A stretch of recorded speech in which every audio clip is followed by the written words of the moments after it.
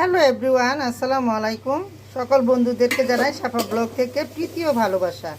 সুস্থ থাকুন, ভালো থাকুন। আজ আমার রান্না হচ্ছে সবজি।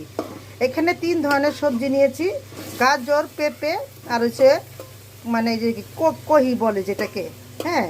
আর এখানে মাংসটা কি, মুরগির মাংসটা এখানে ভাজা ভাজা করতেছি পেঁয়াজ কুচি, রসুন কুচি আর আদা কুচি দিয়ে।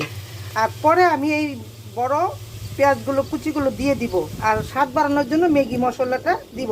তাহলে আপনারা কি আমার এই সবজির সাথে থাকুন।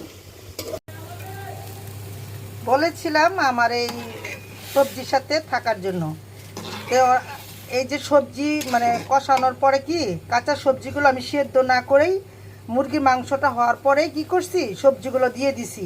সবজিগুলো দিয়ে আমি একটা ডিম ভাজাও দিয়ে দিছি।